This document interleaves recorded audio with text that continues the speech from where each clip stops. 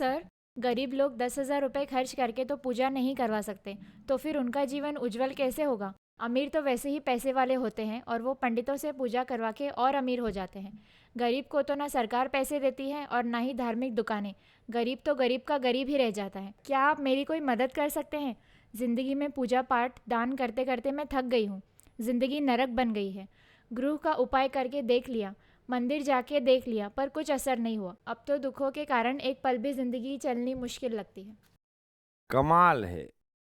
मनुष्य भी कमाल है और आप भी कमाल हैं। एक बार मनुष्य बेवकूफ बने, बात समझ में आती है, लेकिन बार बार बेवकूफ बने तो फिर वो मनुष्य नहीं है। और आपके सवाल में बहुत कुछ ऐसा ही झलक रहा है। अभी पूजा पाठ करने से, मंत्र तंत्र करने से कौन अमीर बन गया और कौन अमीर बन सकता है? ये बातें तो वो लोग फैला रहे हैं जिन्हें दुकान चलानी है। अभी पूरा भारत पूजा पाठ करता है और भारत में सबसे ज्यादा गरीब लोग हैं। तो इसका सीधा अर्थ नहीं हो जाता कि पूजा पाठ का संपन्नता से कोई भी ताल्लुक नहीं है? चलो, आपको इतना नहीं दिखता तो एक बार आपने कर लिया फिर समझ में नहीं आता।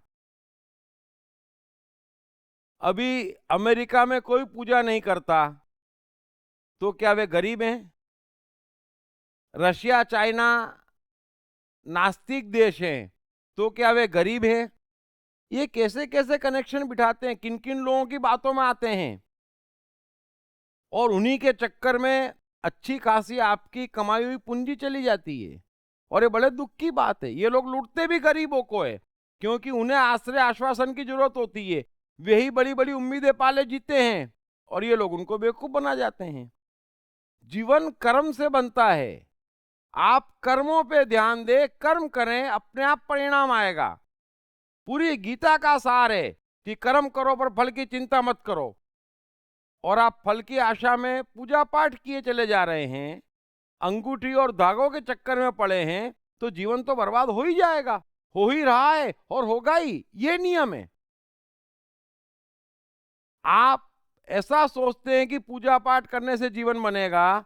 मैं आपको सत्य ये बता रहा हूं कि उससे जीवन और बिगड़ेगा, क्योंकि कर्म करो पर फल की चिंता मत करो। ये एकमात्र सुख और सफलता का सिद्धांत है। और आपके सारे पूजा पाठ, धागे, ज्योतिष, अंगूठी, आश्रय, आश्वासन, मंदिर, मस्जिद, चर्च, जो कुछ भी है, वे फल की आशा में है। उससे सिवाय बर्बादी के और कुछ नहीं आएगा।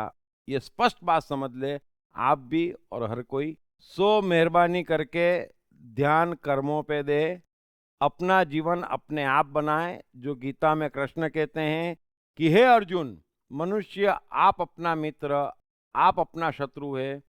सो आप अपने शत्रु मत बनिए, अपने मित्र बनिए और अपने बलबूते पर जीवन बनाइए। आपका जीवन ज्यादा बेहतर और ज्यादा अच्छा बन जाएगा। Thank you very much. Hey, I am the mind. Most notorious and complicated, but at the same time, much more powerful than the brain. Trust me, once I'm set, all set. Then, no failures, no frustrations. To unleash my magic, grab your copy of I Am the Mind by Deep Trivedi.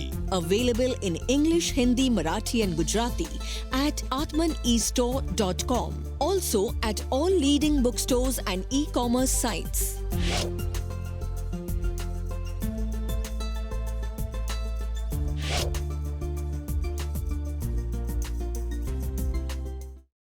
साथ ही जीवन से संबंधित विभिन्न विषयों पर उनके द्वारा दिए गए लेक्चर्स व वर्कशॉप्स एपिक चैनल पर देखें। हर रविवार सुबह 10 बजे तथा हर शनिवार रात 11 बजे।